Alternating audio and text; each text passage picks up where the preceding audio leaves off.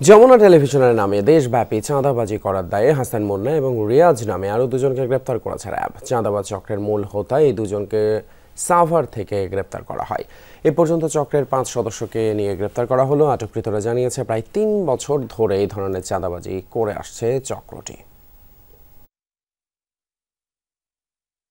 প্রায় প্রতিদিনই দেশের সরকারি বিভিন্ন দপ্তরে যমুনা টেলিভিশনের নাম ভাঙিয়ে টাকা আদায় করত চাঁদাবাজ চক্রের সদস্যরা। ভিন্ন ভিন্ন পরিচয়পত্র দিয়ে চলত তাদের অপকর্ম।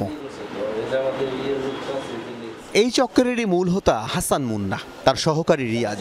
শনিবার সকালে তাদের রাজধানীর অদূরে সাভার থেকে গ্রেফতার করে র্যাব। পরে তাদের হস্তান্তর করা হয় রাজধানীর ভাটারা থানায়। পুলিশ জানায়, যমুনা টেলিভিশন কর্তৃপক্ষের দায়ের করা লিখিত অভিযোগের প্রেক্ষিতেই তাদের গ্রেফতার করা হয়। তাদের বিরুদ্ধে আইনগত ব্যবস্থার পাশাপাশি সাধারণ মানুষকেও প্রতারণার ফাঁদ থেকে সতর্ক থাকার আহ্বান জানানো হয়।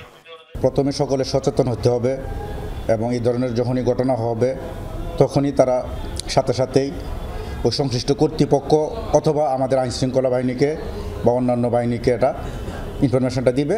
গোয়েন্দার তথ্যের ভিত্তিতে ওরা এগুলোকে অ্যারেস্ট করেছে। গতকালকে একজনকে অ্যারেস্ট করেছে। মূলত এই গ্রুপের 5 জনকে তারা অ্যারেস্ট করেছে তথ্য প্রযুক্তির মাধ্যমে। এই চক্রের সাথে জড়িত সবাইকে আইনের আওতায় আনা হবে বলে জানিয়েছে পুলিশ।